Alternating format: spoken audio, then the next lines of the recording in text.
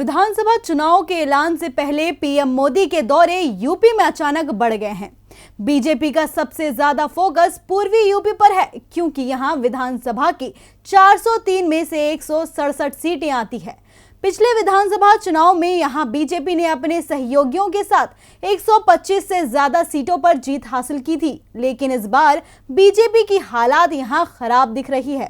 उसके साथ मजबूती से खड़ा ब्राह्मण समुदाय इस बार खिसकता दिख रहा है।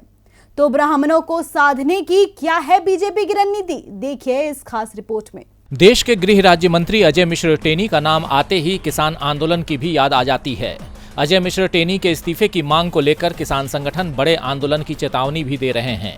कांग्रेस सांसद राहुल गांधी तो ये दावा कर चुके हैं कि अजय मिश्र को इस्तीफा देना होगा और उन्हें जेल में भी डाला जाएगा, लेकिन बीजेपी अजय मिश्र से इस्तीफा लेने को तैयार नहीं है। इसके पीछे का सबसे बड़ा कारण बताया जा रहा है यूपी विधानसभा चुनाव। दरअसल यूपी में कुछ ही दिनों में विधानसभा चुनावों का ऐलान हो जाएगा। गृह राज्य मंत्री अजय मिश्र टेनी यूपी की लखीमपुर खीरी से लोकसभा सांसद हैं और उनका कई सीटों पर जबरदस्त असर भी माना जाता है, लेकिन उनका पुत्र आशीष मिश्र मोनू इस समय जेल में है। मोनू पर आरोप है कि उसने अपनी गाड़ी शांतिपूर्ण तरीके से प्रदर्शन कर रहे किसानों के ऊपर चढ़ा दी थी। किसान संगठन और विपक्षी दल तो इस मामले का मास्टरमाइंड अजय मिश्र को बता रहे हैं, लेकिन मोदी सरकार अजय मिश्र के पीछे मजबूती से खड़ी हुई है। अब इसे मजबूती कहें या मजबूरी। दरअसल बीजेपी के पास इस समय पूर्वांचल में बड़ा ब्राह्मण चेहरा नहीं है और यहाँ का ब्राह्मण मतदाता योगी आदित्यनाथ से बेहद नाराज दिखाई दे रहा है।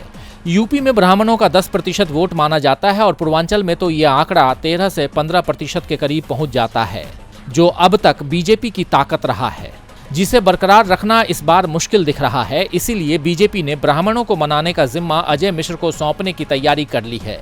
बीजेपी की ओर से ये संकेत मिल रहे हैं कि अजय मिश्र टेनी को चुनावों में बड़ी जिम्मेदारी सौंपी जा सकती है। ब्राह्मणों को सरकार के पक्ष में करने के लिए अजय मिश्र का चेहरा आगे किया जा सकता है। यूपी में बीजेपी ने ब्राह्मणों की समिति बनाई है। उसमें शुरुआत में तो अजय मिश्र को शामिल नहीं किया गया है, लेकिन जल्दी ही इस समिति में उन्हें जगह मिल जाएगी। बीजेपी पूर्वांचल में टेनी को ब्राह्मणों का चेहरा बनाकर पेश करने की तैयारी में है।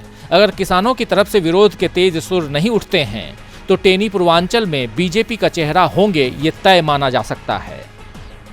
डीबी लाइव की रिपोर्ट।